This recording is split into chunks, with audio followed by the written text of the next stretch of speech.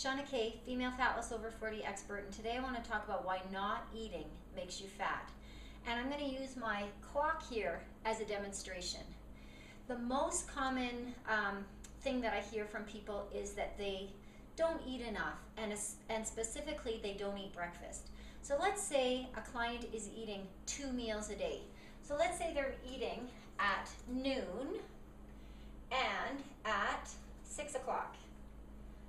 So what's happening between noon and 6 o'clock? Well, first of all, their body is being nourished or fed at noon, but your body is thinking, I haven't been fed for a long time, so I'm really going to hang on to this food. So probably not feeling terribly energized at noon, and then over these next 6 hours, your body is going into starvation again. So then at 6 o'clock, the body is saying, I need to hang on to this food. There's no more food coming in. I've got to either store it or I'm not really going to be ready to burn it and feel energized. So the biggest problem though is between noon or 6 o'clock, the dinner hour, and then the next feeding, which if you're eating twice a day would be noon again, which is actually 18 hours. Oh, don't pay attention to that. So 18 hours your body's not being fed. So all the food that you intake is really being held on to, and your body's not going to be willing to burn any excess calories, even if you're eating diet-friendly food, healthy food. So let's say you're eating 3 times a day. That's better than twice, but not quite ideal, and I'll tell you why. So let's say you're eating at, say, 7 in the morning. You can see my clock's not ideal. Okay? Then you're eating at noon, then you're eating at 6 o'clock.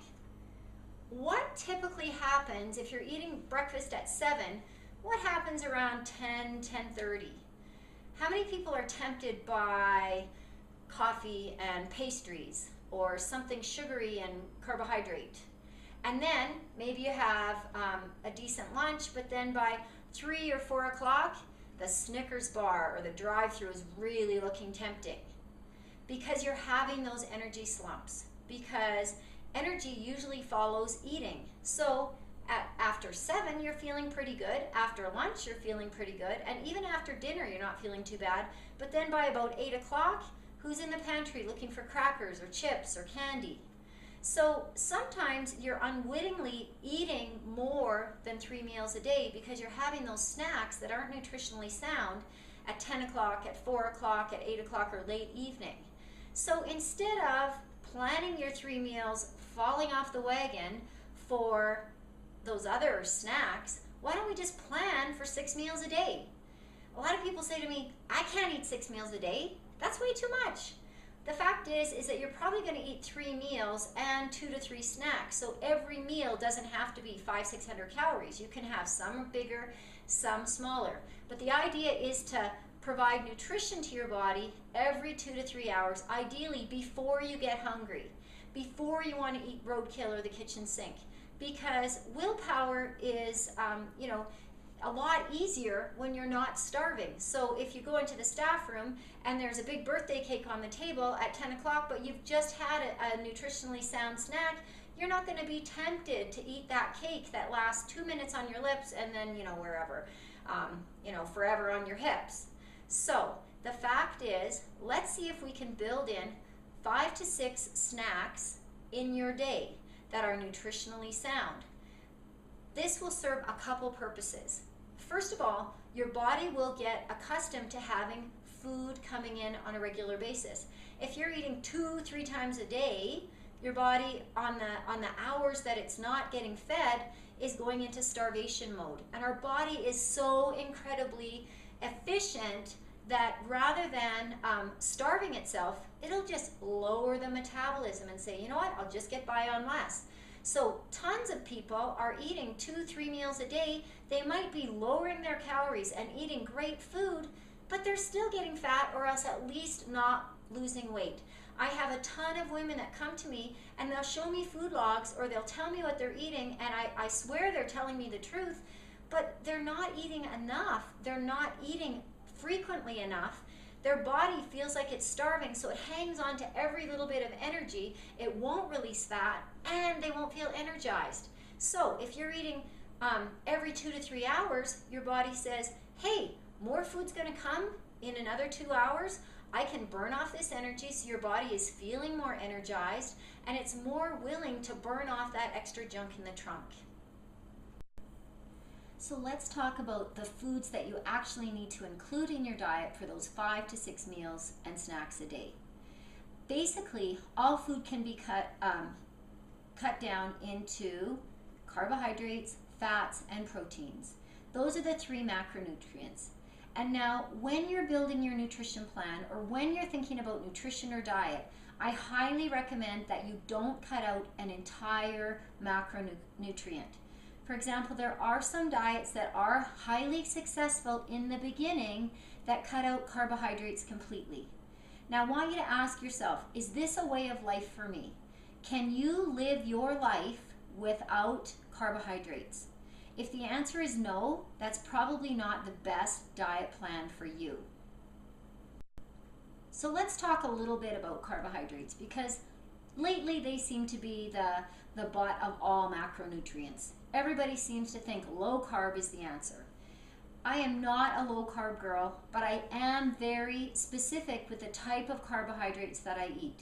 So my recommendation to you is look for carbohydrates that are high in fiber, high in nutrition. So you want to cut out all the white starchy carbs, like the white bread, white pasta, white rice, all the high glycemic fruits, maybe tropical fruits. You might want to go for North American fruits as opposed to the tropical fruits, because they are a little bit lower in sugar. So when you're choosing your carbohydrates, you want to make sure that they're have lots of fiber and they're low on the glycemic index. Now, the glycemic index is just something that measures how fast that carbohydrate is broken down and gets put into your bloodstream. Now, it gets a bit complicated, but the reason you want to watch that glycemic index is because you don't want to get a spike in blood sugar. Now, your body being as efficient as it is, anytime you ingest something like carbohydrate, your body reacts by raising insulin levels, because we get a rise in blood sugar, body likes things the same, or homeostasis. So when you get a rise in blood sugar, the body says, oh, we have a rise in blood sugar, we don't want that, let's pump out some insulin.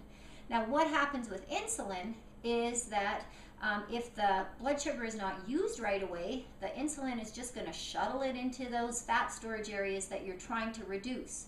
So we really don't want to be having a lot of high carbohydrate or high sugar foods, because then we'll get that rise in insulin, and then all that blood sugar is just going to be shuttled and stored as fat. So there's a couple ways that you can have that not happen. First of all, eat low glycemic foods so that you get a blood sugar hill and valley like this, instead of the peaks and valleys when you get the high insulin, high blood sugar, low insulin, low blood sugar, and your energy levels follow that. If you have low glycemic foods, then you get a blood sugar rolling hill profile instead of those peaks and valleys. Another way that you can moderate that blood sugar is to add a bit of fat or protein to your meals and snacks. So those are the 2 other macronutrients I wanted to talk about. Let's talk about fat to begin with. In the 90s, fat was like the, eat fat, be fat. That was kind of the current thinking. But we've learned that when you lower fat but increase carbs, as happened in the 90s, diabetes was on the rise, all kinds of health issues arise, because we get those insulin spikes. So we want to keep our fats to the healthy fats, to the fish oils, to the flax seeds, to the walnuts, to the salmon, all the omega-3s, and we want to reduce all the saturated fats and absolutely no trans fats. So we want to be careful with our fat, but we do not want to reduce our fat completely. As soon as it says no fat, if you read the label, it's going to be high carb. So pick your poison. They're both, trans fats are bad, high carb is bad. So we want to have some healthy fats. One of the reasons is because fat helps keep you satiated. as well as having the health benefits of the good fats. And so you're not quite as hungry. Now I want to talk a little bit about protein, because I really suggest a higher protein diet than you may be ingesting now. Most women should probably have at least 100 grams of protein a day. And the reason is this: if you're resistance training, you are breaking down muscle tissue, so protein does help build muscle. But more importantly, or equally important, is that it helps to moderate that blood sugar profile.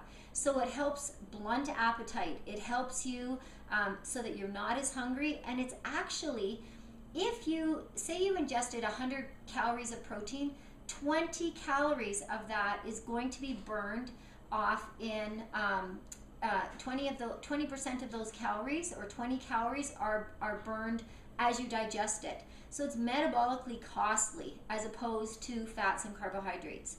So protein helps to keep you satiated, and it helps to rebuild muscle. And I'm hoping that you're doing some resistance training, because that's another reason or another way to keep that metabolism stoked. Now, if you're doing, keeping on top of your nutrition 6 days a week, I have good news for you. I want you to have one cheat meal, because, and this is a cheat meal where you're not going to be, waking up at 12:01 a.m. and, eating constantly for 24 hours.